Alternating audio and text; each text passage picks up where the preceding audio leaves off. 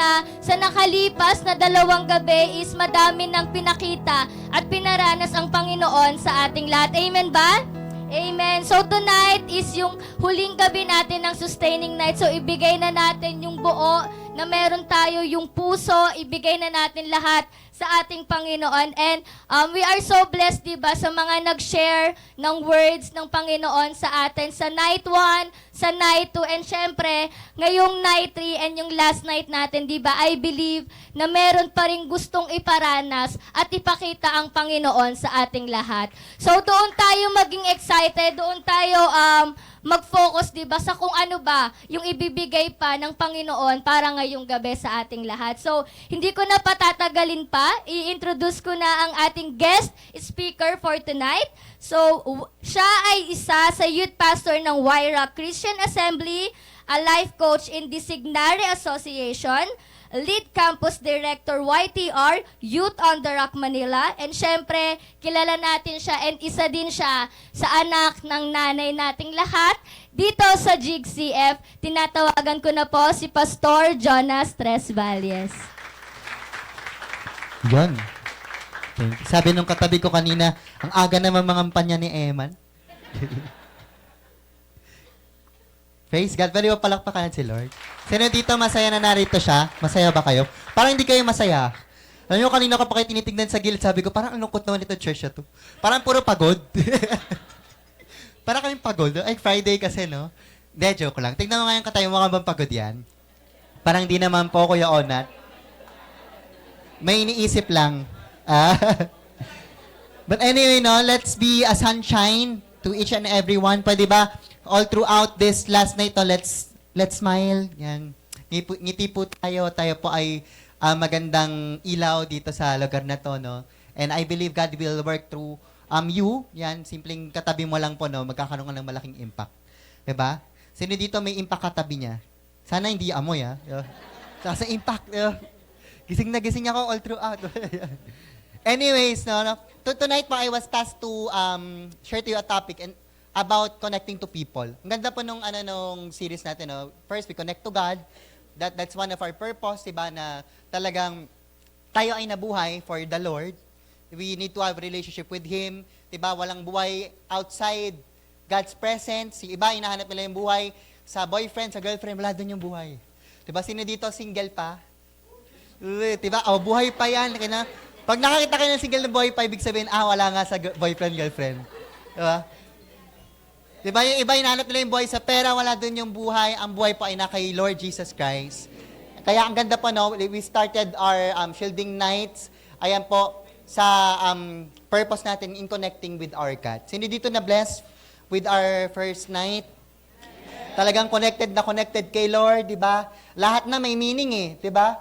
Pag may nakasalubong siya, akala niya si Lord na yung nagsasalita eh. Sino yung ganyan? Ako, naranasan ko yan eh, na maski yung hangin eh.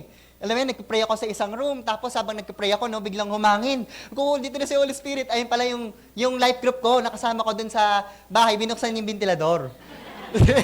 Mainit, di ba? Parang, you are so sensitive with the Lord, no? And that's very good. That's one of the thing talaga, no, na talagang magandang panimula whenever we want to be empowered. And second, we talk about connecting to church. Di ba? Sino dito ang talagang mahal niya na ang kanyang simbahan? Hindi aalis sa kanyang simbahan. Sa picture natin na matatapos tayo ng magkakaiwalay na yung upuan kasi mga katabi niya may mga first-timers na. Pero ayan, nananatili yan hanggang 2020. Ilan? Ilan gusto niyo ba? Kasi magkakaaway-away din kayo eh. Yeah, hindi, I mean, kasi, siyempre, iba dito, masasend out sa ibang lugar, di ba? Pero walang mawawala sa church, no? Dahil talagang mahal na mahal po natin ang ating pastor. Mahal niya ba ang pastor nyo? Yes. Sumpain ang mga taong di nagmamahal sa pastor. Yeah. Bigla may tumamba. Alam niya pa na tapos mahalin niya rin yung mga kapatid niya sa church. Diba? One of the thing that we need to realize is wala namang gusto na bumagsak ka, lalo na sa loob ng simbahan. Diba? We receive rebukes, we receive correction inside the church, but it's for our own good. Kaya nung last time, ito rin yung pinag-usapan namin, planning kami ng primary ko, and isa talaga sa pinaayos sa amin ni Lord, yung relationship namin sa loob ng simbahan. Alam niyo po, one of the thing na na-identify namin, inatake kami sa loob ng simbahan. Inatake kami sa loob ng circle namin. Alam mo ba, lahat kami umiiyak kasi na-realize namin last year, pinoproblema namin mga petty problems. Problem namin na, alam mo yun, problem namin tampo nila sa akin, bilang life group leader nila, bilang pastor nila, tatampo ko sa kanila, kala nyo, di kami nagtatampo ha. Siyempre, sinabi na nila di ba? Sabihin ko na din, di ba? Ako, nagtatampo rin ako sa inyo, di ba? Hindi, no? Nasabi ko, Lord, bakit ganun? Ang dami namin dapat nagawa, pero ang dami rin namin hindi nagawa kasi pinoproblema namin yung mga maliliit na problema. Doon kami natira. Kaya ang ganda po, no? We need to strengthen the bond inside the church because, alam mo, ang pagkilos ng Lord sa isang simbahan ay kung gaano ka strong yung bond ng isang simbahan. And I remember one of the picture na ginawa po sa amin ng life group leader ko, no? Meron siyang prinint na picture ni Jesus. Literal lang na, yun siguro yung picture talaga ni Jesus na alam nating picture niya. Mahaba yung book niya, ganyan. Tapos prinint niya yun, tapos pinilas-pilas niya, yan. Tapos pinakita niya sa amin, ano to, ganyan. Hindi namin alam kung ano yun, kasi peace lang yun. Masasabi mo ba maganda to? Tapos sabi namin hindi, kasi hindi namin alam kung ano yan. Diba? And then nung pinag-connect niya, nakita namin, ayun pala yung picture ni Jesus na pinaprint niya sa amin. Which is, one thing that we need to realize is, ang pangit mo ng simbahan na hindi bonded. It has no purpose. Diba? At pag tinignan natin, na ganun ang naging itsura ng simbahan, matutuwa ba si Lord? Definitely no. Very important to, connecting to God and then connecting to the church. And tonight po, we will be talking about one of the most important things. Na I hope after this, every one of us, talagang lalabas po tayo dito sa ating place na kung saan magkakaroon tayo ng heart to connect to other people. Sino dito yung gusto yan? Diba? Pupunta ka sa mga opisina nyo, sa school nyo, iba na yung magiging pagtingin nyo doon. Talagang, diba? Kung dati pumapasok ka, gusto mo na agad lumabas doon sa opisina nyo, diba? Hindi, ikaw, talagang tatabihan mo sila, makikipagkapi ka, diba? Nako, kinakaba na yung mga introvert. We will do everything just to connect to people. And one of the things that God impressed me while praying nang sinasabi po sa akin ng kuya ko ni Aaron, yung topic, one of the things na in-impress po sa akin ni Lord to teach to you right now is the word relevance. Relevance. Ayun po pag-uusapan po natin tonight, your relevance. How we can connect to other people, ito po yung binibigay sa atin ngayon ni Lord, relevance. Sabi mo nga relevance. And I pray, makita po natin lahat tonight na ang isang legit po na Christian ay hindi mawawala sa uso. Kahit anong panahon po yan, usong-uso po yung mukha niyan. Pag ikaw Christian, lagi kang mahalaga. At bilang isang Christian, may papel na dapat ginagampanan tayo. At hindi yun pwede, na alam mo yun, hindi yun pwede na wala kang ginagampanan. Kasi kapag wala po tayong ginagampanan, wala po tayong pinagkaiba sa hindi Christian. So before we start, let's close our eyes. Let's invite the Holy Spirit. Lord, we want to invite you in this place. We know that you are here. Kanina ka pa po narito, Panginoon. But we are asking your Holy Spirit right now to open our hearts. Lord, pinupostura po namin ang aming mga sarili sa pagre-receive, God. Pinupostura po namin ang aming puso sa pagtanggap, Lord. We want, Lord God, to really listen to you, Lord God. Sit here, Lord God, be focused, Lord God. Be here, mind and soul. We want to be here, mind and soul, Lord. Pag mo ngayaan na narito katawan namin, pero lumilipad ang isipan namin. Lord, I rebuke Facebook, I rebuke any social media, Lord God, na nakakapag-distract sa amin right now. But help us, Holy Spirit, to really focus, really be here, Lord God, because we want to honor your word. Salamat po. We love you in Jesus' name. Amen. Amen. Last year po, nagkaroon po kami sa church ng organizational na restructuring po. So, sa Central, kung saan nandun po ako, nagkaroon po kami ng bagong missionary. Kasi ang structure po namin, ako, sa church side, which is yung buong Central, pag sinabi po kasi namin Central sa church namin, Cubao or QC at saka po yung Manila. Kasi yun po yung, dun po kami may satellite. So ako po yung may hawak ng youth, both side, sang Cubao at saka ng Manila. And then nagkaroon po kami ng missionary. And yung missionary po kasi namin, sobrang sipag niya. Yung mga missionary pala namin, hindi sila missionary lang sa like for example, papapunta sa mga province, hindi. Mostly campus missionary po sila. So, to cut the long story short, nung nagkaroon po kami ng restructuring, nadoble yung function ng isang youth pastor. So, nagkaroon po ng dalawang post sa isang place ng isang youth pastor.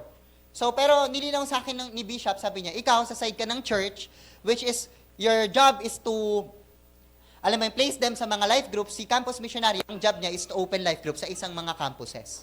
So, one of our strategy kasi namin is Youth on the Rock, which is pag pumapasok po kami sa campuses, we want to be relevant. Ayaw namin na, alam mo kasi ngayon, no, pag pumasok ka sa isang school, tas nalaman po nila na religious org kayo, ayaw nila dun. Galit po, or hindi naman siguro sila galit, pero napapasok po sila sa church. That's why one of our strategy is youth org. So yung campus ministry, nilagay nila dun yung youth org nilagay nila dun sa campus missionary, ako sa church side. Pero tinanong rin ako ni Bishop, ikaw ba, ano bang gusto mo? Kasi gusto ko kitang ilagay sa national level. Sabi niya, 3 kayo, yung 2 pastor namin na existing sa national, tapos ikaw, magiging rotating missionary ka. So, pupunta kami sa iba't ibang places, ganun yung binibigay sa akin na options. Diba? Punta ka sa ibang places, tapos mag-establish kayo doon ng bagong church, parang church planting. Now, when you can see, parang promotion siya, no? Pero actually po, one of the thing that I consider, sabi ko lang kay Bishop, Bishop, ako po, pagka-pray ko po, nung pinag-pray ko, sabi po sa akin ni Lord, nung kinausap ko si Bishop, Bishop, siguro kung saan na lang po ako mas magiging relevant. Pag sinabi po nating relevant, okay, the word God impressed me is the word relevance. Saan ba ako mas magiging pakipakinabang? Saan ba ako mas makakapag-contribute sa church? Alam niyo po ba, para maintindihan po natin yung sinasabi ko, no? Ayon po kay Merriam-Webster, ang relevance po is relation to the matter at hand. Relevance is relation to the matter at hand. Diba? In Tagalog po, it is correct connection, ito yung pinag-uusapan natin, no, connection. Ito yung parang pag sa Tagalog po, silbi, pakinabang, anong papel mo, anong dahilan. It answers the question, what is it to others? I remember one time, no, nung nandun sa place namin si Taleleng, si Atalia. So, pagka kinakot namin yung attention ni Atalia, minsan, ang pinangkokot namin na attention niya, minsan food, minsan naman ay gadgets. So, makakot yung attention ng batang iyon. Kasi nga, ayun yung may relevance sa kanya. Pero you try to attract a dog with a gadget. Diba? Tawagin natin si Manila, nila laptop, diba? Sa tingin mo, malalapit siya. That is relevance. It answers the question, what is it to others? What is it to you? Diba? Diba? Like, pag sinabi natin sa isang tao, na nananahimik lang dito, diba, wala naman siya, hindi ka naman niya inaano, diba? Tapos bilang sinabi mo, alam mo, pag wala kang relationship kay Jesus Christ, pupunta ka ng impyerno eh. Tapos, nananahimik lang naman to. Ay, ate pala.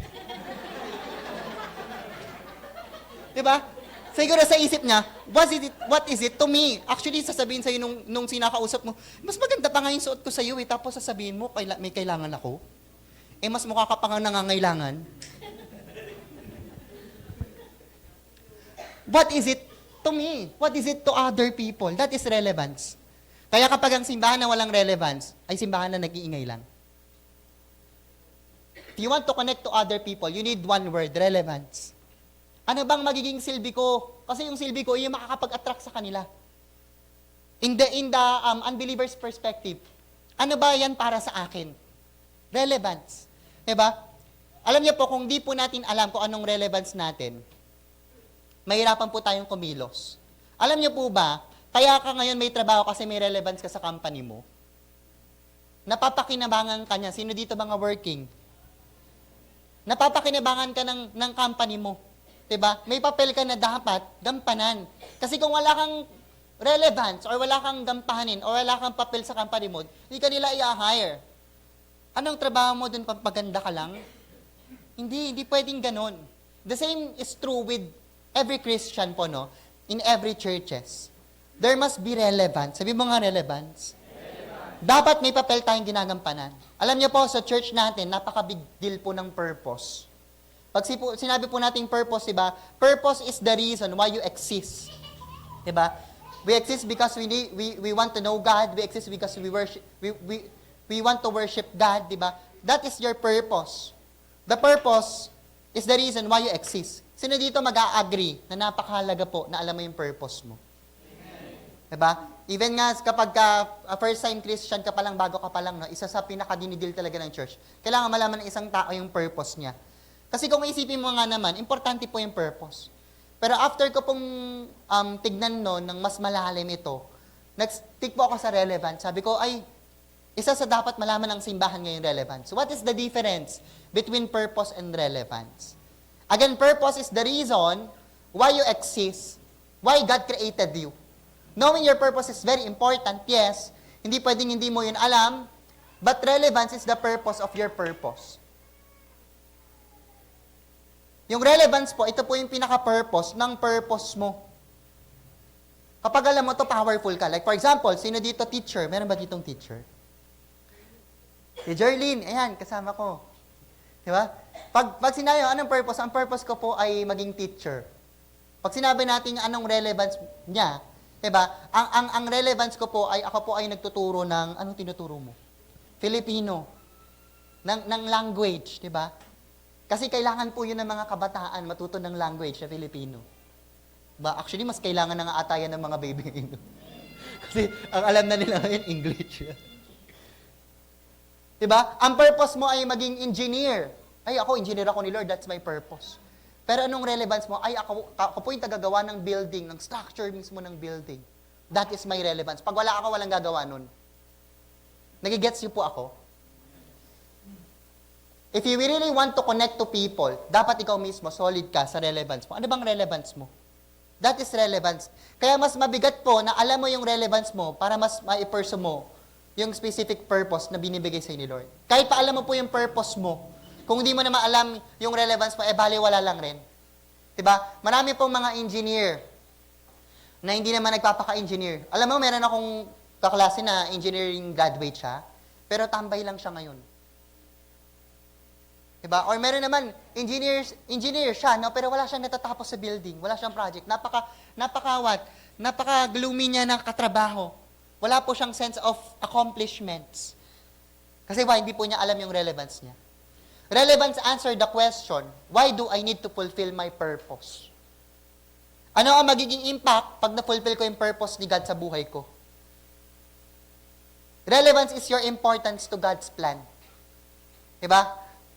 Sino dito naniniwala may plano si Lord at may plano si Lord dito sa church natin? Yung relevance mo, ayun yung connection mo dun sa plano ni Lord. Ayun yung importance mo sa plano ni God. Kaya mabigat po itong word na to, relevance. Is relevance important to the Lord? Sabi nga sa Matthew chapter 5 verse 30, no? You are the salt of the earth. But if the salt loses its saltiness, how can it be made salty again? It is no longer good for anything except to be thrown out and trampled underfoot. Diba? Sabi niya, you are the salt of the earth. Ano bang purpose ng asin? Sige, anong purpose ng asin? Ang purpose ng asin ay pampalasa sa pagkain. That is its purpose. Ang relevance nito ay pampaalat. Kasi hindi lang naman ang asin ang nagpapalasa sa pagkain eh. Pero anong ang bag niya sa ano bang mga maalat na pagkain? Sa adobo? Ay, hindi naman asin nagpapaalat sa adobo. Sa chicken? Sa sinigang, di ba? Ayun yung nagpapaalat. Sa lahat ng niluluto, ayun ang nagpapaalat. Hindi kasi pwede daw kasi yung, libag sa kamay di ba? Mekus-mekus, At sabi po doon, kapag ka daw, nawala na daw yung saltiness ng asin, wala na siyang relevance, wala na siyang purpose. Pwede siyang may purpose. So, halo mo halo mo siya dyan sa pagkain. Uy, at least, totoo, nilagyan mo na asin. Pero pag wala ng relevance, wala na rin daw halaga. Di ba? Wala na rin papel. So sabi dun sa verse, dapat daw, itapon na lang. It is no longer good for anything, sabi dun. Mas maganda pang wag mo na lang nilagay, itapon mo na lang, trample mo underfoot. When you lose your relevance, listen to this church, tingin po kayo sa akin. When you lose your relevance, you will start feeling that you are worthless and useless. Naramdaman mo na ba yan sa church? Naramdaman mo na ba na umating ka naman ng church? Pero parang walang sigla. At minsan ang sigla mo pa nakabatay sa tao. Na kapag wala yung tao dyan, wala ka rin sigla. Naramdaman nyo na ba yan dito? Nandito ka naman sa church. O, kasi purpose ko maging part ng church eh. Pero nakaupo ka lang. At nakadepende sa emosyon mo kung okay ka o hindi. Alam mo, baka kailangan mong malaman ulit yung relevance mo dito. Because when you lose your relevance, you will start feeling that you are worthless and useless. Maraming tao ganito yung pakiramdam. Why? Because they don't know their purpose in life. And they have lost their relevance. Kaya kung ikaw Christian ka tapos gusto mo talaga na magbutas na lang ng upuan, kahit 'di ba, gusto mo na lang pa-attend ka na lang, hindi mo nilalakaran yung yung purpose mo as a Christian, hindi mo ginagampanan yung dahilan kung bakit ka niligtas ni Lord. Alam niyo po sooner or later, mawawalan ka ng sense of relevance. At ma-feel mo na you are worthless and useless. Kaya makakakita tayo ng mga Christian na active naman, pero ang lungkot, alam niyo kung bakit? Tagabutas lang po ng upuan. Alam mo kung bakit tinakpan ng tela yan? Kasi may butas na yan. Sa Bible, meron lang 3 uri ng tao sa simbahan. Number 1, tagadala ng tao. Sino dito tagadala ng tao? Diba? Ganda pa lang, nakakawin na. Wala no? Sa church namin, madami magaganda. Si Mama. Mama, maganda yan. Bibig pa lang yan. Tagadala ng tao. Lahat ng mga kumari niyan, di ba? Lahat ng problema ng kumari niya, lagi niyang sinasabi problema. Ay, naku kasi, wala kang Lord. Kaya mga kumari niya, minsan tatampo sa kanya Gugulat, ayun talaga agad di ba?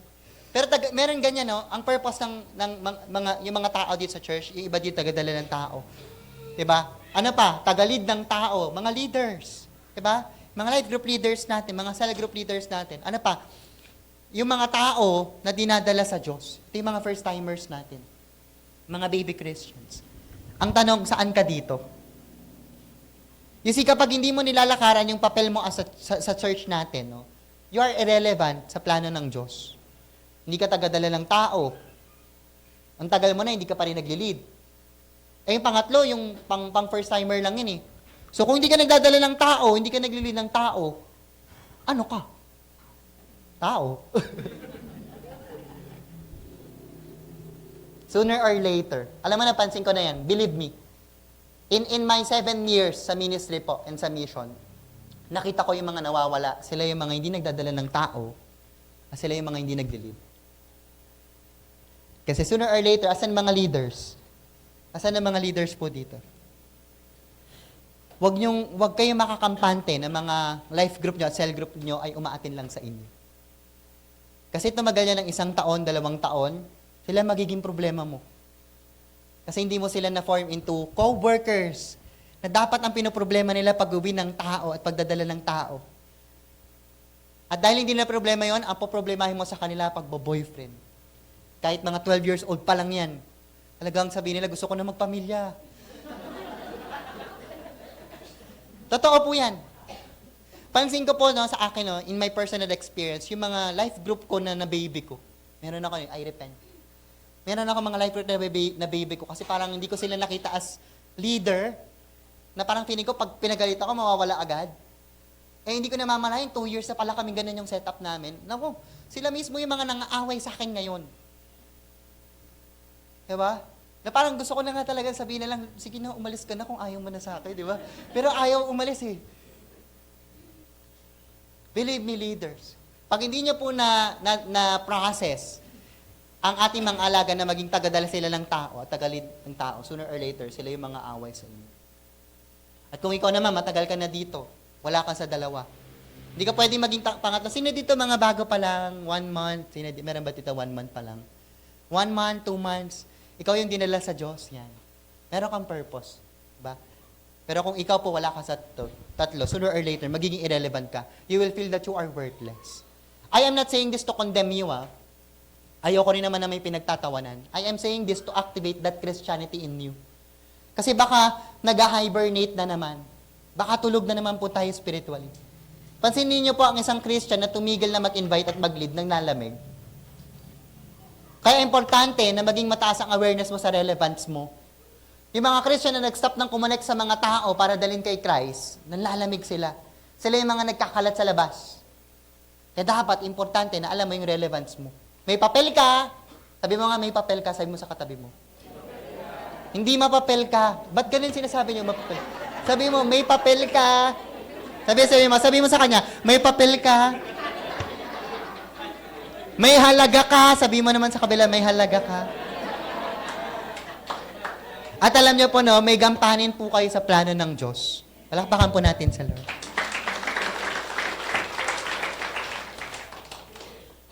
Kahit anong edad po, pwede mag-participate sa plano ni Lord. Tama ba?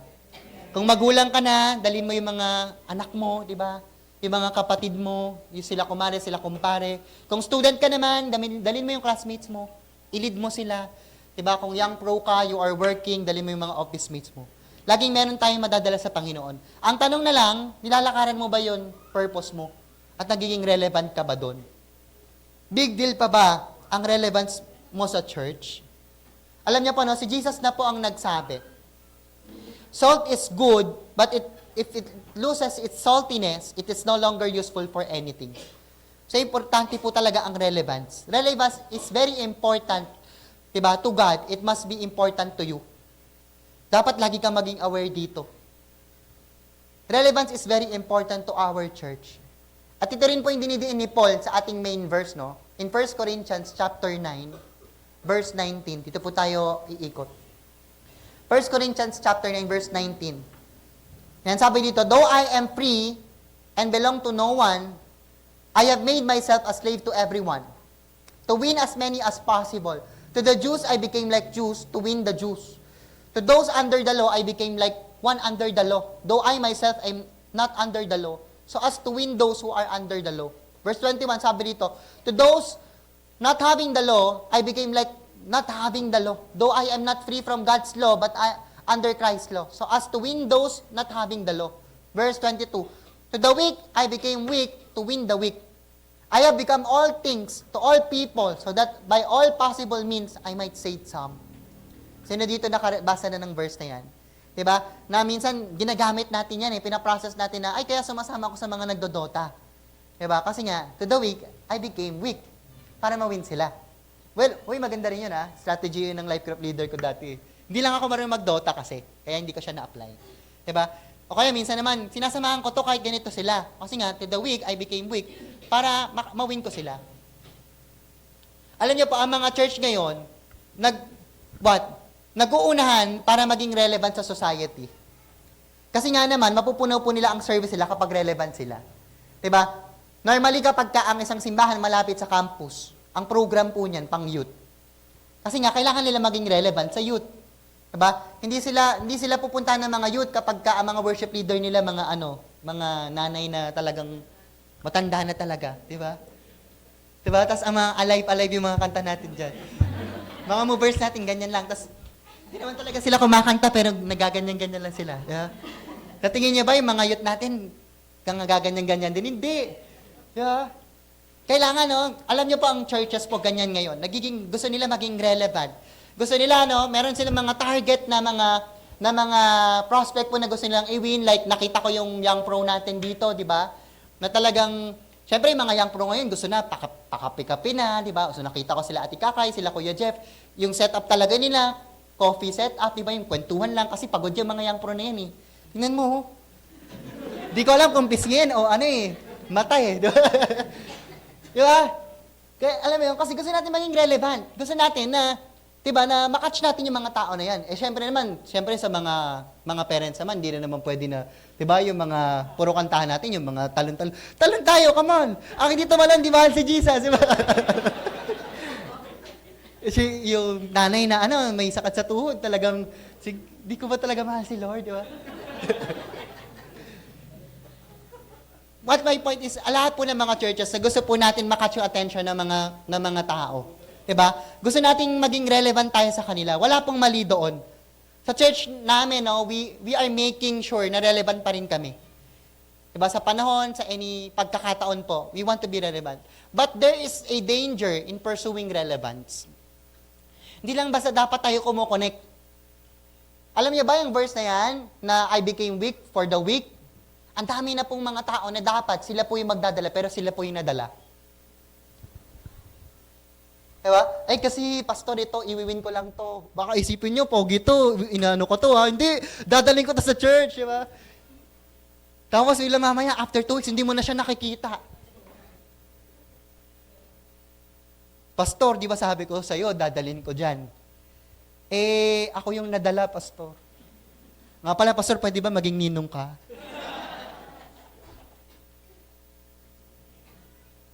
For the weak, I became weak. Alam niyo po, nagagamit po yan sa maling paraan. There's danger in pursuing relevance, kaya dapat hindi lang connect ng connect. Alam niyo po ba, sa Europe, pag pumunta ka po sa mga churches doon, hindi mo na mawanay kung pastor ba o pastor na preacher ba yon or what, or motivational speaker na lang. Hindi mo na malaman kung church ba yung pinuntahan mo or a concert. Diba kasi yung worship team doon talaga, ano pa, naka crop top pa, diba, pero may jacket. Ang worst po, hindi mo na ma-differentiate ang Christian sa unbelievers. They became so relevant in the world to the point they are doing what the world does. That's the problem. In fact, even on their church promotion, makikita niyo po ito, no? May mga papakita po ako sa inyo na nagkanda loko-loko na po sila sa theology nila. Tingnan niyo po itong mga poster na to. Tingnan mo yung poster na yun, no? I God. Diba? Poster nila, I God. Are you God?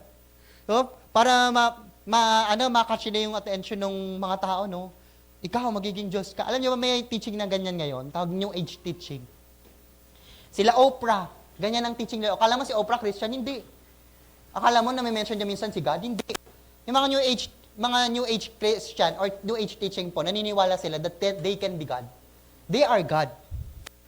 Akala mo kapag nakarinig ka lang ng word na God, ay, Christian to, no? Ano ko to? Diba? Hindi. I God, di ba? Biruin mo, promotion nila. Ito pa, under promotion, sabi niya, no? Parkway United Church of Christ. A gay Christian is not oxymoron. A hateful Christian most certainly is. Sabi niya, yung bading daw na Christian, wala namang mali doon. Ang may mali, yung Christian na laging nagalit doon. Eh, nagkagalugulo na yung theology. Di ba ang sabi sa Bible, di ba, ay magalit sa mismong homosexuality? Sa sin of homosexuality, bakit parang kasalanan pa ng isang Christian na magalit siya doon? For promotion lang, siguro gusto nila makakatch na mga, oy, dito tanggap namin kayo. Tanggap rin naman natin sila. Pero nababago na yung theology. Ito pa, sabi dito, no, go to church or the devil will get you. Panakot, di ba? Alam niyo, minsan kahit sa church, di ba, nasa church yung tao, pero walang Kristo sa church, eh. Nandun talaga yung demonyo, eh. Ito malala, no? Ito pinakamalala sa nakita ko, no? You want to stay relevant, katabi kasi ng club, eh. Alam mo, sabi niya, strip for me. Kasi katabi sila ng club, eh. Para nakatch yung mga atin na club, strip for me. Tapos may verse pa dyan, no? Hebrews 12. Ano ba, hindi ko na makita yung verse. Hebrews 12:1, di ba? Sabi pa doon si Jesus daw, strip for me. Diba? Gusto lang nilang makiuso. Gusto kasi nila for the weak, I became weak. Diba? Hanggang dumating sa point na nagkagulo-gulo po sila. Kakalungkot po, no? At the same time, nakakainis. At alam niyo po kung ano ang biblical justification nila, bakit ganyan sila? Yung ating main verse. Bakit si Paul, no? To the Jew, I became like a Jew. To the Gentiles, I became like Gentiles. To the weak, I become weak. Diba? Para lang makakonect. Totoo naman, sinabi naman siya ni Paul. They interpret it as if, no, as an authorization letter for them to do what the world is doing. Para maging relevant sila at madala daw nila sa church yung world. Nagigets niyo pa po ako? Marami po sa ating ganyan. Diba? Sige, let's deal it. Tama ba pag-inom ng alak? Saan lugar po? Basta nando ka sa club, di ba? Hindi. Siguro pag may occasion, di ba? Like, kunwari, New Year. Tsaka syempre, wag sobra-sobra, di ba? Si Jesus nga, sabi niya, si Jesus nga, minom ng wine eh. Tingin po kayo sa akin.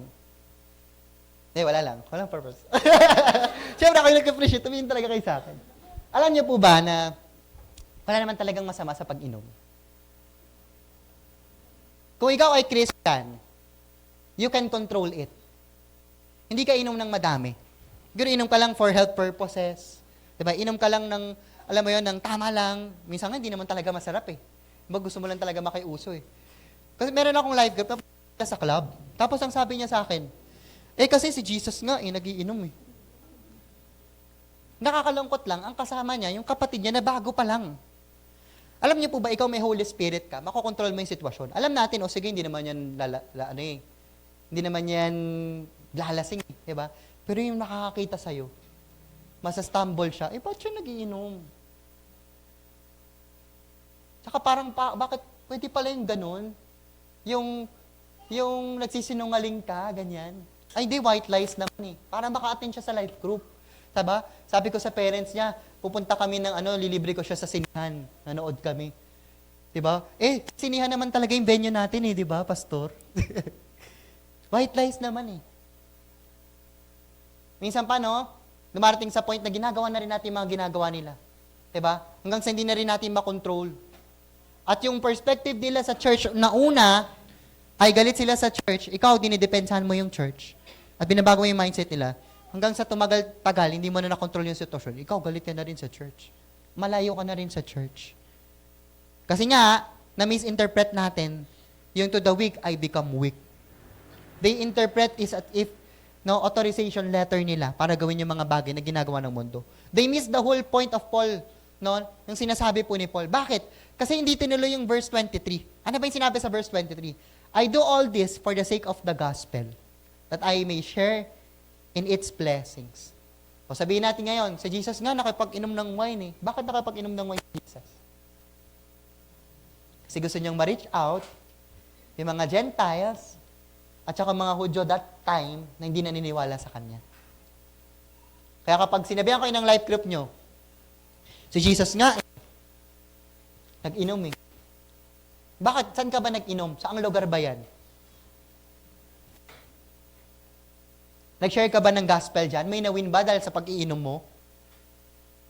Alam niyo po, relevance is all about the gospel being preached and the soul gotten saved.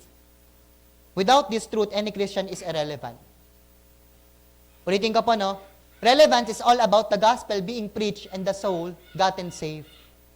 Diba sabi doon, for the sake of the gospel that I may share in its blessing. Pag wala po ito, lahat po ng mga Christian, irrelevant. Hindi lang sa mundo, pero pati kay Lord. That's why, listen to this, you can't be relevant and compromise at the same time. Ba? Sabi mo, hindi, nagpapaka-relevant lang ako. Hindi, nagko-compromise ka.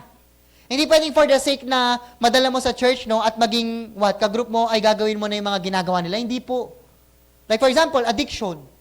Hindi, wiwin ko to, I am for the addicts, diba? Wiwin ko sila. Sasamahan ko sila kahit saan. Lord, ganyan ko sila kamahal. Diba? Tapos mamaya, paglabas mo, we're so high, we're in heaven, di ba? We experience the Lord.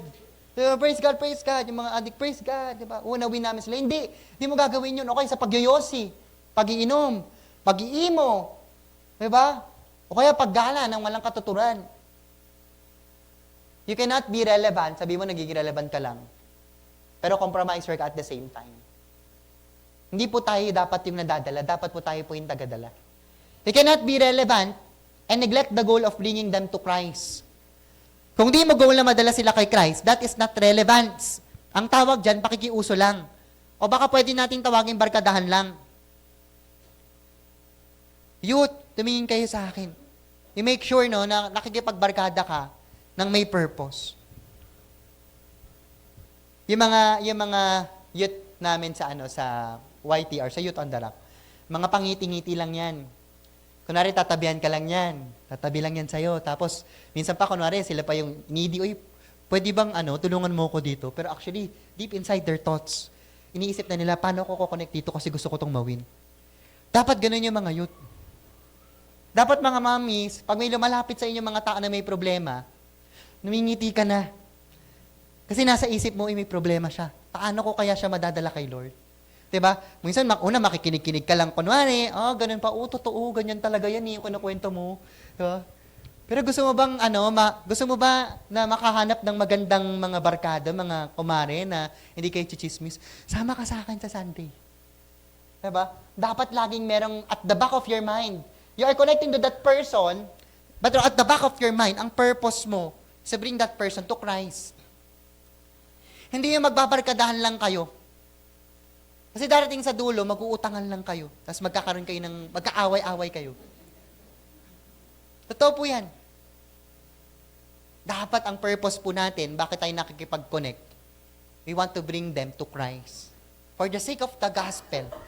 Kung di mo goal na madala sila kay Christ, hindi po tawag dyan ay relevance. Tawag po dyan ay barkadahan. Kung walang nasa-save na kaluluwa, hindi yan relevance. Gusto mo lang talagang sumama sa kanila. Ba, ay hindi kaya ako nagba-Blackpink, kinakita mo yung damit ko ngayon, yan. Diba, hanggang dito lang yung damit ko. Ay, hindi kasi, so kung mawin yung mga Blackpinks, anong tawag na sa Blinks, diba? So kung mawin yung mga Blinks, ganyan. Pero, sa totoo lang, kapag magkakasama kayo, wala. Wala kayong pinag-uusapan, puro kanta-kanta lang kayo. Tapos dumarating pa sa point no, na dati hindi ka naman nagmumura nung hindi mo sila kasama, ngayon nagmumura ka na rin. Ang hindi po tawag dyan ay relevant sa po dyan, ay what? Pakikisama na lang. Sabi po sa verse 19, though I am free and belonging to no one, I have made myself a slave to anyone. Sabi ito maganda, no? To win as many as possible. To win as many as possible. Ang ganda po, no? Gawin natin lahat ito, no? To win as many as possible. Pero hindi natin ibababa yung standard na sinet ni Lord sa atin. Kasi hindi natin goal na madala lang sila sa church. Ang goal natin, madala natin sila kay Christ. Alam niyo po, no? Listen to this. You can't be relevant and still not care. Hindi po tayo pwede maging relevant tapos wala naman tayong pakialam talaga sa kanila. If wala rin po tayong pakialam sa kanila, we are not relevant. Sabi sa verse 22, to the weak I became weak, to win the weak. I have become all things to all people so that all possible means I might save some. Anong pinakasinasabi dito ni Paul? Concerned kasi ako sa kanya. Kaya ako ginagawa yung bagay na hindi naman ako. Diba? Ikaw ginagawa mo yung bagay na hindi ikaw kasi gusto mo maging ganun. Diba? Gusto mo rin matikman yung mga bagay na ginagawa ng mundo. Ay, iba kayo ni Paul. Si Paul, ginagawa niya bagay na hindi naman talaga siya so that he may save some. Kasi sinabi niya, no, this is my motto, I want to win as many as possible. Dapat ganun tayo katulad ni Paul. Relevance is all about advancing the gospel of Christ, not pleasing the ruler of the world. Kung sa atin lang, no, nagkakamali tayo ng perspective na, ay kasi, natatakot ako mawala siya. Baka hindi siya sa akin sumama sa church. Pag ganyan lang po yung perspective natin, madadala talaga tayo ng tao na yun. Pero kung ang perspective po natin, no, ay talagang idalhin sila kay Christ. Pag nakita natin na dinadala na tayo ng tao sa darkness, hindi na tayo sasama. May boundaries tayo.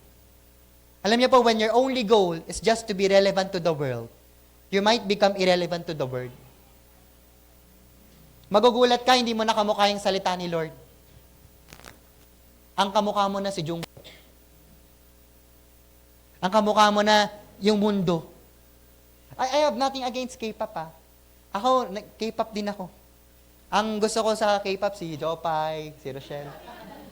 Sex bomb, yun. Pero kapag hindi po tayo, pag tayo po nag-pursuit lang ng relevance with wrong mindset, nagiging irrelevant ka na po sa word ni Lord. Masyado ka na magiging worldly. At hindi na po makikita sa yung pagiging Kristiyano. Masyado ng worldly, mas lalo nang hindi nagagamit kay Lord. Nakakalungkot po, ang daming umaatin sa church, ang hindi pa rin nagkakaroon ng pagbabago sa buhay nila.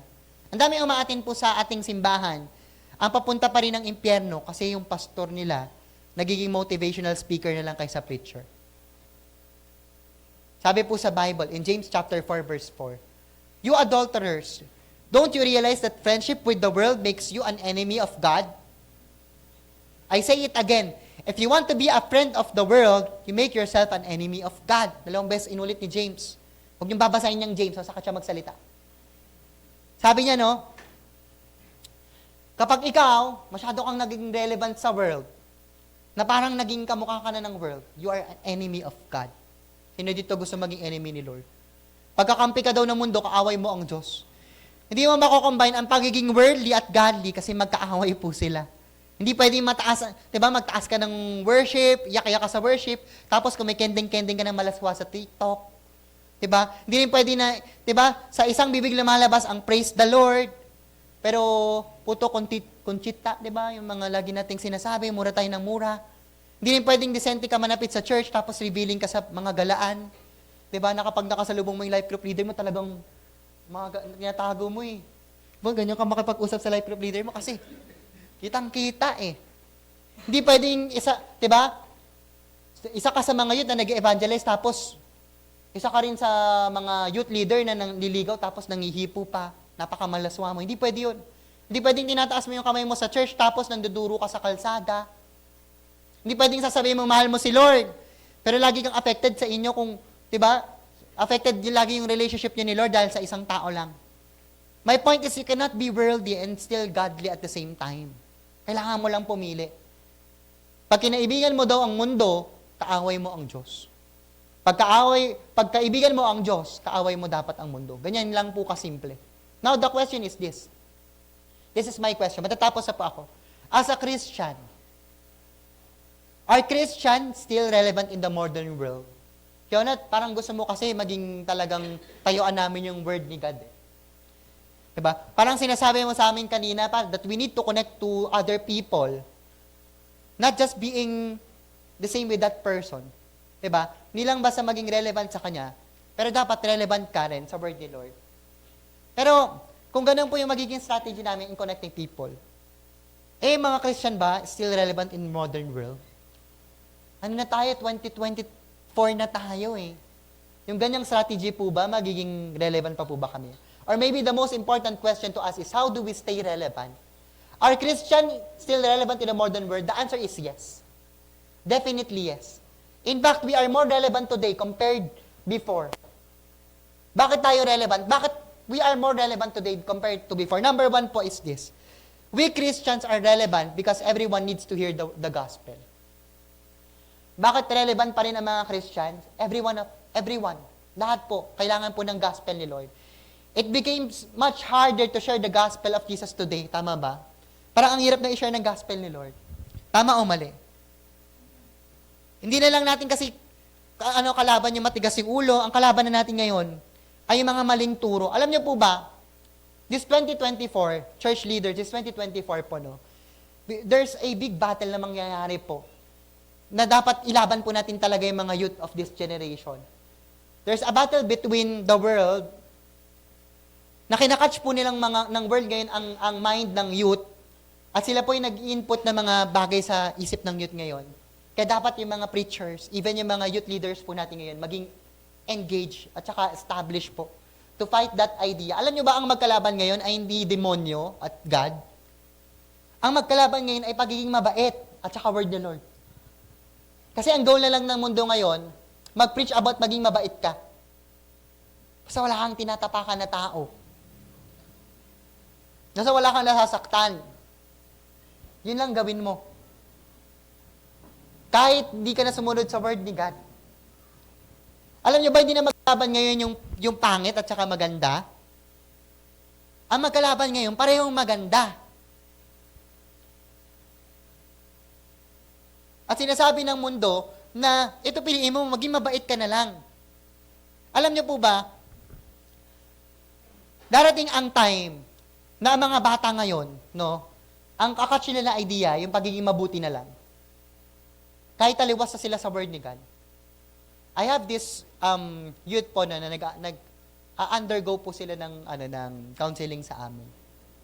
Noong una, sumusunod sila. So, kasi parang, ang nangyari sa kanila nung una, ito kasi nandito dapat wala kayo. Nangyari sa kanila nung una, umamin sila, may nangyayari na po sa amin. O, may nangyayari sa kanila. Youth pa lang po sila, hindi pa sila graduate, wala pa silang 20. And it breaks my heart na nakikita ko sila na ganun yung nangyayari sa kanila.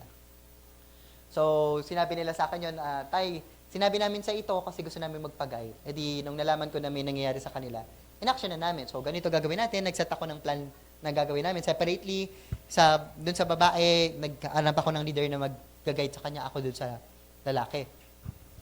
Pero mga siguro after a month lang, biglang bumalik sila sa amin. Tapos ang sabi niya sa akin, Tay, papatunayan ko po sa inyo na kaya namin maging mabuting tao. Kahit po ginagawa pa rin namin to. Saan nila nakuha yung idea na yon? Sa world. Kasi ang target na lang ng world sa'yo, maging mabuti kang tao. Basta wala kang sinasaktan, okay na yun. Kahit taliwas sa word ni God. Kaya ang magkalaban ba ngayon, demonyo, tsaka banal? Hindi. Ang magkalaban ngayon, mabait, at tsaka word ni God. Ngayon, ang mga tao, pupunta sa church na ang gusto lang nila, ma-motivate sila, ma-inspire sila. O nga naman, no? Sino ba naman pupunta sa church na ipupush kang mag-repent? Di ba? At parang katulad ni Pastor Onat na lagi na lang sermon ng sermon, lagi na lang nagagalit. Diba? Sino ba pupunta sa church niyan? Wala. Sino ba pupunta sa church na ganyan yung pastor? Nasasabihin sa'yo, talikurin mo yung kasalanan mo. Hindi po sa pagmamalaki, no? Pero pag malaki ko na rin po. Kami po, no? Ako po, isa po sa pinaka gusto ko na laging dinidil sa mga life group ko po is yung real truths about real Jesus. Buong buo po, wala pong sugar coating. One time po, nag-post ako about politics. Kasi na-trigger po ako dun sa mga nag-share about Barabas. I remember that season of politics. Yeah. Na parang nirong context po nila yung Barabas. Sabi ko dun sa post ko, ako hindi po ako BBM. Wala akong binotong presidente. Ayan, kasi siguro for mental health purpose yan. Sabi ko, shame on you if you are a Christian who have time to promote your candidate but you don't have time to read and understand your Bible. Kasi mali yung context niya eh. And may nag-comment. At ang sabi niya, is it too much po yung shame on you na narrative? Parang ang samahan niyo naman po. Parang sinasabi niya, hindi po kayo mabait. Gusto sabihin, hindi talaga ako mabait. Pero sinasabi ko yung totoo. Shame on you. Kagamitin mo yan, hindi naman na yun yung context niyan. The sad truth po is maraming Christian, hindi na handa makinig sa totoo. Basta mabait, sige, go. Basta walang tinatapakan na tao, sige, go. Totoo naman, di ba? Nakakaya ang mga Christian po na hindi nagbabasa at iniintindi ang Bible, tapos ang daming ginagawa ng iba. Sabi nila, busy po kasi ako. Pero hindi. Makikita mo sila kung saan-saan, dami rin nilang ginagawa. You want to connect people? Sino dito gusto niyang mag-connect sa mga tao? Believe me when I say, the world needs to hear the true Jesus. We Christians need to preach the real gospel. Hindi na nila need yung mga motivational speakers. Ibigay na natin sa kanila yan. Bigay na natin kay Oprah yun. Magaling mag-motivate yun.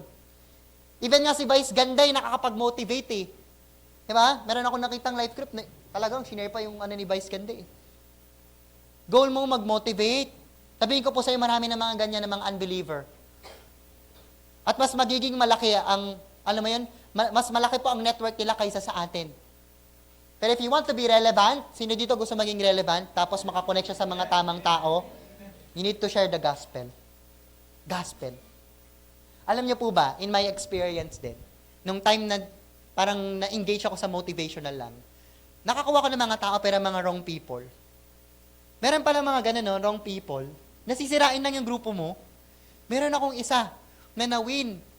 Natuwang-tuwa ako kasi sabi ko, uy, mayaman to ah. Parang kasi syempre, pag mga youth, wala talagang pera sa youth ministry eh. So nakita ko, mayaman, uy, may kotse pa, sige, go. I-win ko to, sa akin to, ginaganyan, binabakuran ko pa, ganyan. Tapos akala ko, na-win ko siya.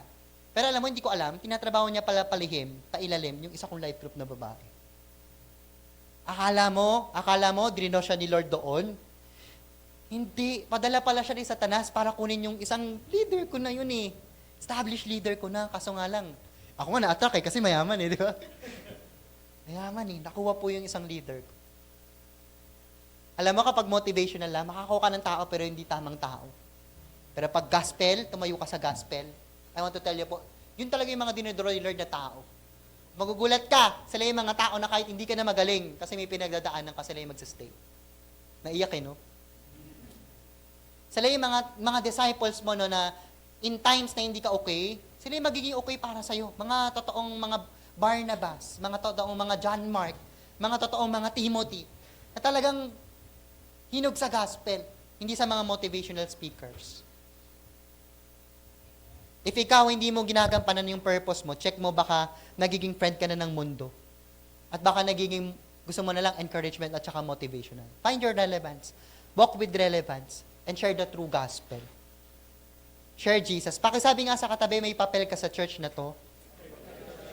Number 2 po, matatapos pa ako. We continue to be relevant because we continue to share our lives to everyone. Bakit relevant pa po tayo? Bakit relevant po ang isang Christian? Because we continue to share our lives to everyone. Sabi ni Paul, though I am free and belong to no one, I have made myself a slave to everyone to win as many as possible. To the Jews, I became Jews to win the Jews. Diba? Tapos, sabi pa niya sa verse 22, to the weak, I become weak to win the weak. I become all things to all people so that by all means, I might save some. Alam niyo po, kapag tumigil ka na ibigay ang parte ng buhay mo sa iba, believe me, mawawalan ka na rin ng relevance sa kanila. Totoo po yan. Minsan, talaga, ang tawag dito, it's a hard truth na kailangan lang natin tanggapin na kapag wala ka ng pakinabang, ekis ka na. Same thing with Christianity. Alam niyo po, no, sa mga tao na inaalagaan natin, hindi naman siguro ekis ka na, no, na parang totally disconnected na. Pero makikita mo, wala na sila ng interest sa'yo. Iba na yung pakikinggan nila. Dapat let us continue to share our lives to other people. Kapag tumigil kang ibigay yung sarili mo sa ibang tao, mawawala ka ng relevance sa kanila. We are relevant because we are willing to serve others without pay to win them to Christ. Hanggat may pakialam ka sa kaluluwa, relevant ka. Maintindihan mo, no? Maintindihan ko po, no? Kung nagdi-disconnect sa'yo yung bagong life group mo, or yung wini-win mo ngayon na parang baby Christian pa siya, pero never ko maintindihan kapag ikaw, na Christian leader ka, nagdi-disconnect ka sa wini-win mo. Church, listen to this. The noblest thing a man can do with his life is to use it to save others. Pinakamaganda na pwede mong gawin sa buhay mo, gamitin mo yan para magligtas ng iba. This year, walang ibang gagawin ang Jigs Christian Fellowship kung hindi mag-win at mag-connect sa tao.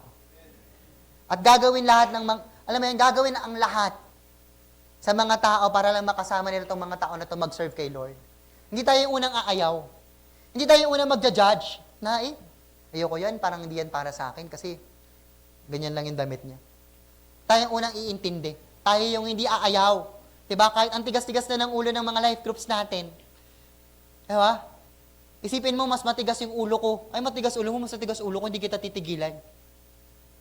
Yung life group ko, no, sabi ko sa kanya, alam mo, paulit-ulit ka na lang. Nakasaktan ako sa ginagawa mo, but I want to tell you, hindi kita titigilan. Meron nga akong life group natay, hayaan mo na kami. Hayaan mo na kami. Ano hayaan mo na kami? Hindi. Hindi kita titigilan.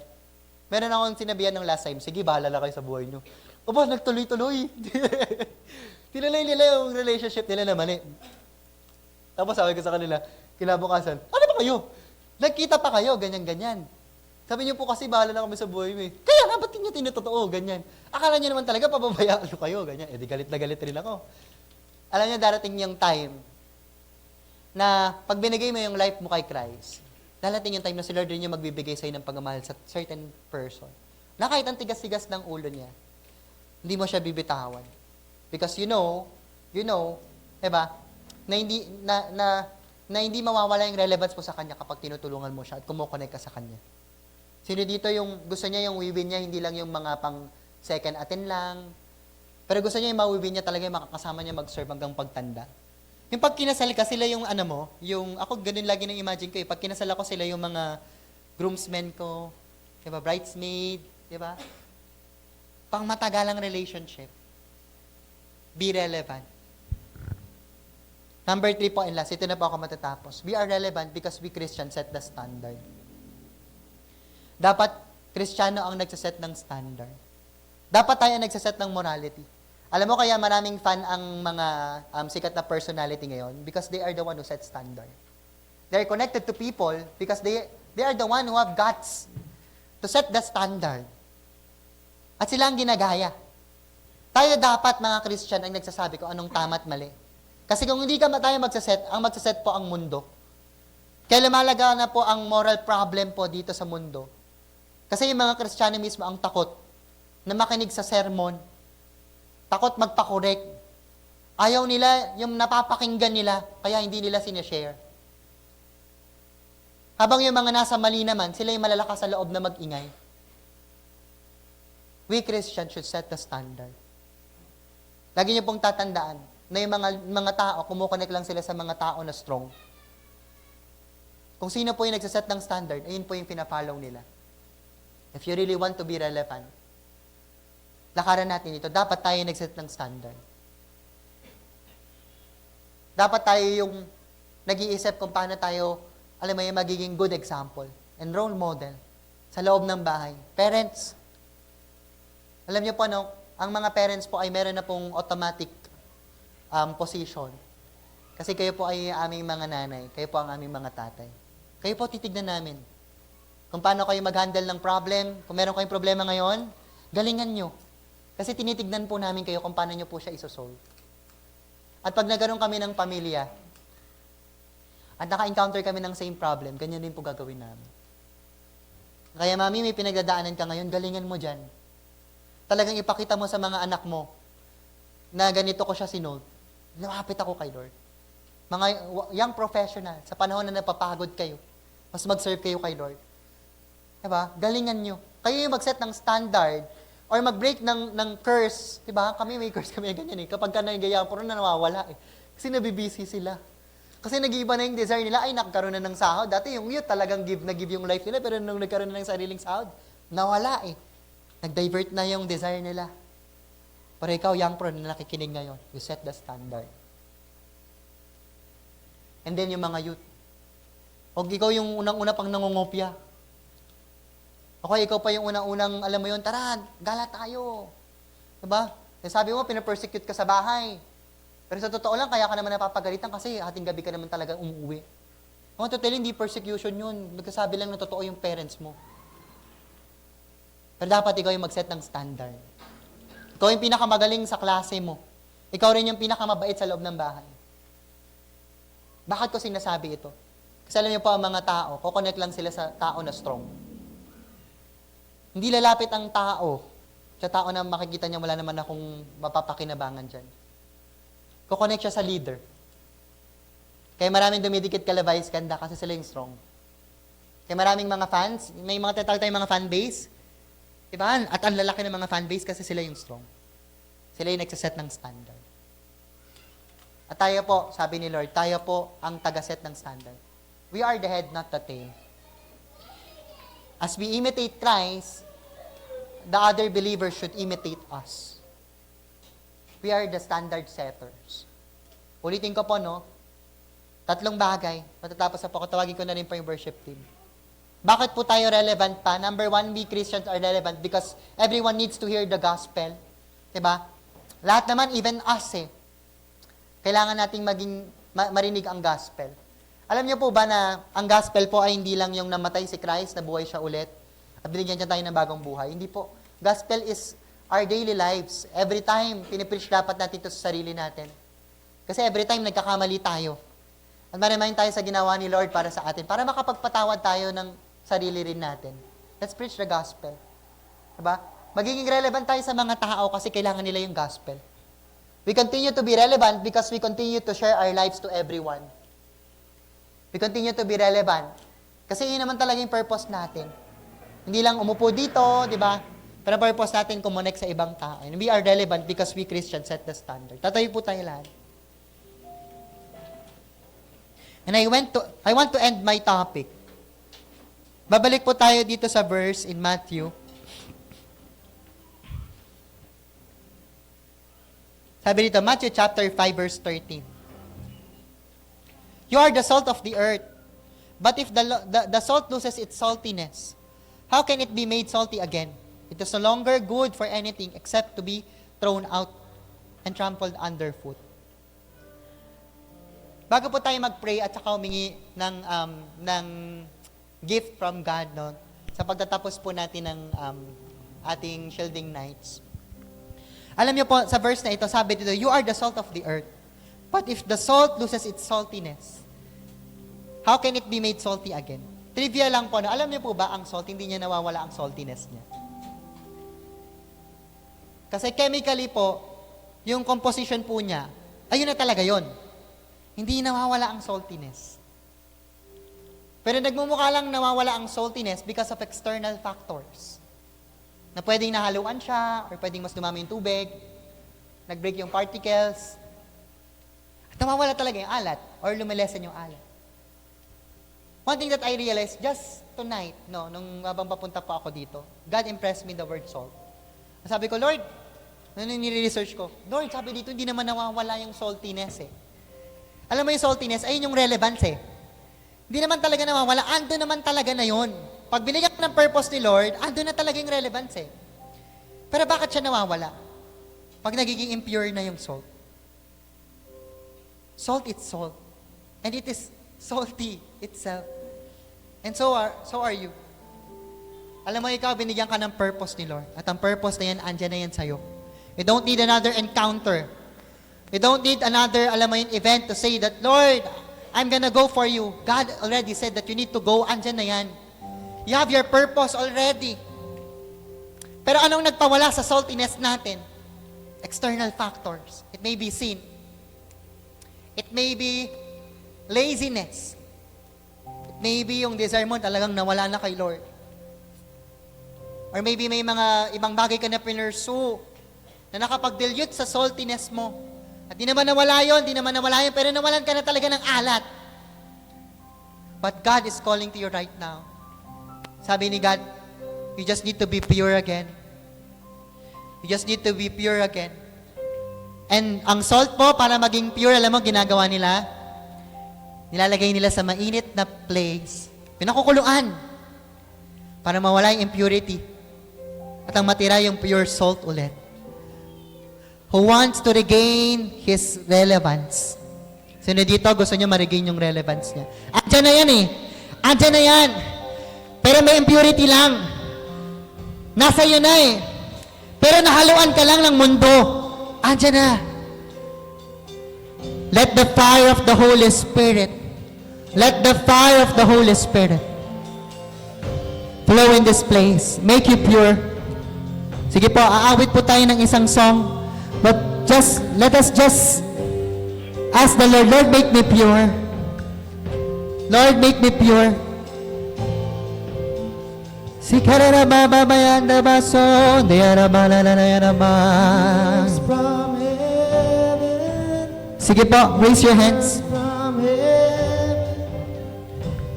Worship the Lord. Awitin po natin tong song na to. And let us be your prayer. Thank you, Lord. Lord, you are crying.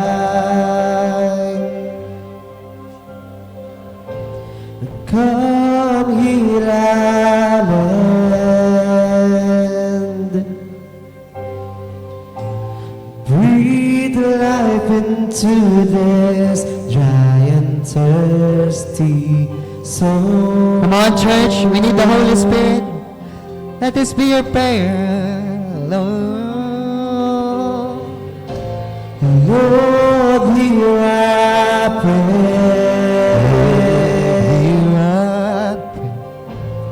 Forgive our sins.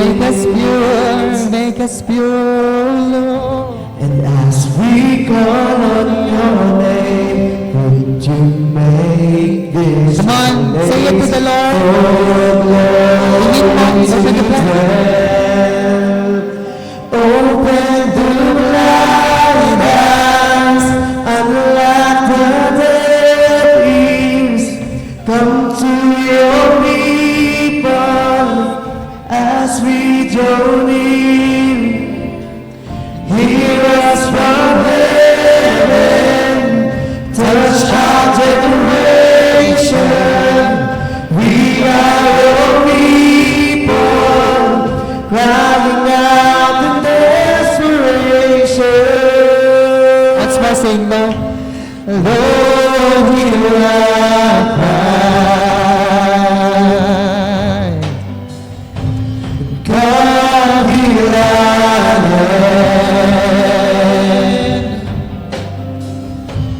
Bring life into this dry and thirsty soul. Lord, hear prayer. Lord, hear our prayer. Forgive our sins, God. Forgive our sins. And as we call on your name, Lord, everyone, let us cry out. make this a Lay your hands. Lord God.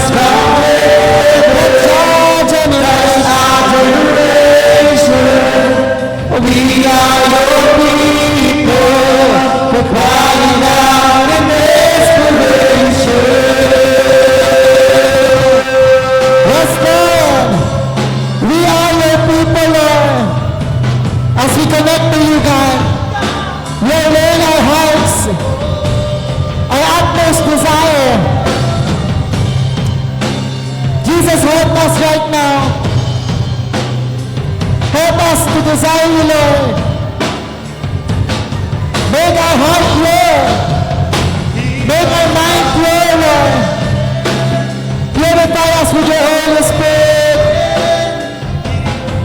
Sige na naman.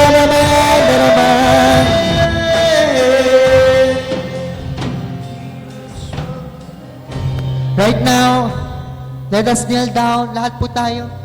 Iiyak, luluhod. Magmakamakaawa kay Lord. Come on, lahat po tayo. Let us kneel down.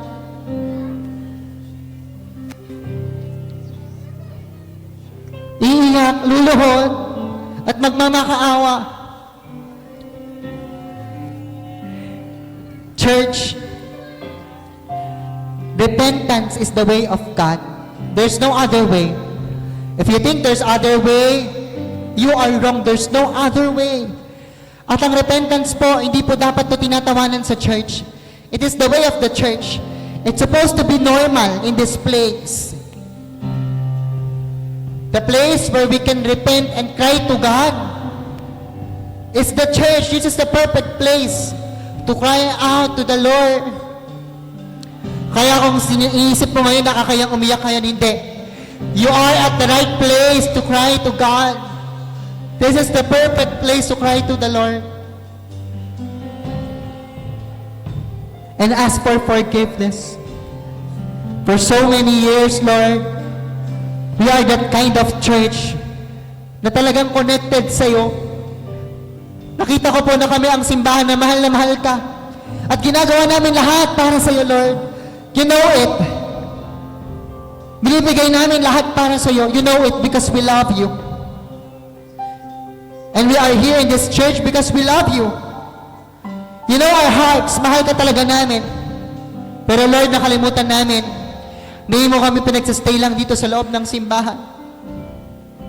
Nakalimutan namin na ang purpose pala namin ay hindi lang para magstay at umupo dito sa loob ng simbahan, Lord. Pero gusto niyo po kami, Lord God, na magamit sa labas to connect to other people. But for so many years, we just settle here in this place just to love you. And for so many years, we missed the point. Na hindi pala pwede na mahal ka lang namin, Lord. Pero dapat mahal namin yung ibang tao.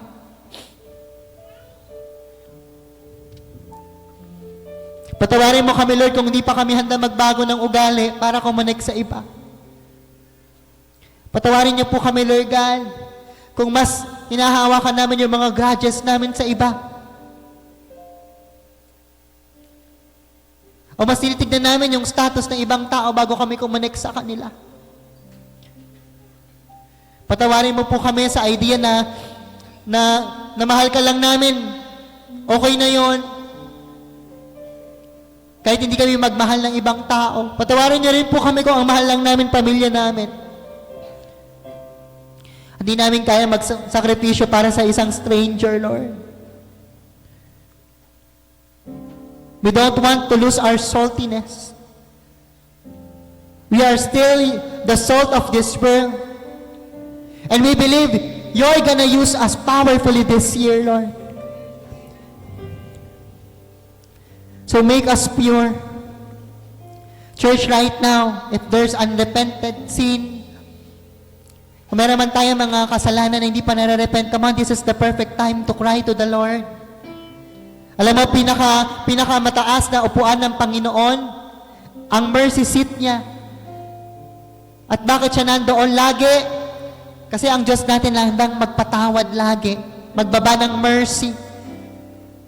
Ang pinaka-available lagi, ang mercy ni Lord. You cannot even picture yourself asking for repentance to God na hindi ka niya papatawarin. Never. Hindi mo maiisip yun kasi hindi yung gagawin ng Panginoon. Dahil kapag lumapit ka sa Kanya, papatawarin ka niya. At pag lumapit ka sa tatay mo ngayon, hindi ka lang niya papatawarin pero i-restore niya yung saltiness, yung relevance mo. Just start in being humble. Start in being honest. Come on, I will give you a minute, you talk to God. Huwag ka lang basta pumikit. Huwag ka lang basta dumuhod. You open your mouth, you talk to God. The Holy Spirit is impressing you. Ano ba yung mga dinidil sa iyo ng Panginoon? You lay it down to God right now. Lay it down to God right now. And you ask for forgiveness. Lord, patawarin mo kami kung naging mayabang kami. Sa pag-iisip na kaya namin mag-isa nang wala ang presensya mo. Kaya narito po ang simbahan namin. First night pa lang, gusto namin kumonect sa iyo. Patawarin niyo po kami, Lord God, kung dumating kami sa point na ang pag-aaway ay nagsastart sa simbahan. Pero gusto namin baguhin yun na mag-start ng tama, kaya sa second night namin, Lord, binabaan niyo po kami ng pagmamahal sa simbahan namin.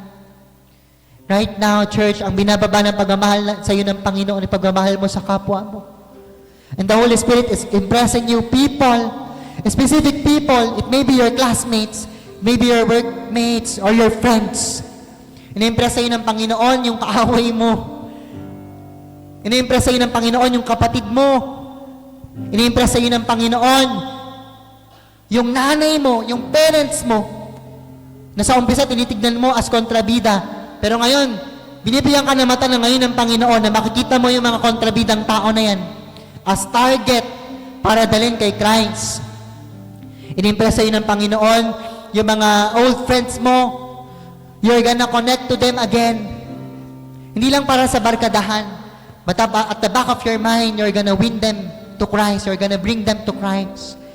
Inimpress sa iyo ng Panginoon yung mga tao na hindi mo kilala, na makikilala mo pa lang.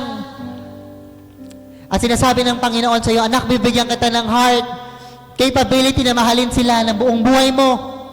Hanggang sa darating sa point na para magiging kulungan mo ang pagmamahal sa kanila. Hindi mo sila titigilan hanggang sa makita mo sila na mag-serve kasama mo. Inimpress sa iyo ng Panginoon yung future life groups mo. Ikaw, life group leader, hindi ka lang para sa isa, para ka sa marami. Sinasabi sa iyo ng Panginoon na yung mga bago mong life group, paparating na. Yung mga bago mong iwiwin, andyan na sila, nag-aantay lang sila sa iyo. God is bringing that fire, that desire to win your campus, that desire to win the workplaces, that desire to win every community dito sa Pasig. At ngayon, pinapakita sa iyo ngayon, Lord, yung vision na na-receive mo nung na-encounter mo siya. Nagagamitin ka niya sa malalaking bagay. Magbabago ka ng mga bansa-bansa, city-city, barangay-barangay, pamilya. Binabalik ka ni Lord sa iyong vision na kung saan mag-preach ka sa malaking crowd. At sinasabi mo sa kanila kung gaano kabuti ang Diyos at walang tinataas ang buhay mo kung di ang Diyos lang. Binabalik ka na ngayon, Panginoon, sa purpose mo. Ikaw ay engineer ni Lord. Ikaw ay kanyang teacher. Ikaw ay kanyang manager. Ikaw ay nanay. Kahit byuda ka, hindi ka mag-isa, but God is with you. And God is saying to you, you are doing well dahil sa akin ka nakaangkla. Ikaw ay hindi lang yun, pero estudyante ka at mag-excel ka sa school at makikita ng mga kapwa mo estudyante na mabuti ang Diyos sa iyo. Maganda ang pinagsisilbihan mong Diyos. At ang simbahan na ito, na ini-establish sa pagmamahal ng Diyos, ini-establish sa pagmamahal sa bawat isa, at establish sa pagmamahal sa kapwa, ay talagang malaki ang gagawin for this year. This year, yes, there's gonna a battle between a good perspective and biblical perspective. Ang magcha-champion nito ang simbahan na ito. Talagang mananalo ang simbahan na ito against the world. Even the gates of hell shall prevail. At nakikita ng Diyos this church, hindi lang sa specific na lugar na ito, pero makakapagtanim ng simbahan sa ibang barangay, makakapagtanim ng simbahan sa ibang lugar. At yung mga youth leaders dito, mag-rise up bilang mga pastors, youth pastors. Yung mga young professional leaders, na matagal lang tinawag ni Lord, binabalik ni Lord sa iyo yung calling mo to be a pastor. You will establish another church under Jigs Fellowship, Christian Fellowship, na talagang mag-glorify kay Lord, na establish ang pagmamahal sa Diyos, establish ang pagmamahal sa church, establish ang pagmamahal to connect to other people. This year, Lord God, is not just our year, but this year is your year. The year that you are gonna use us, this church. Come on, let us stand up.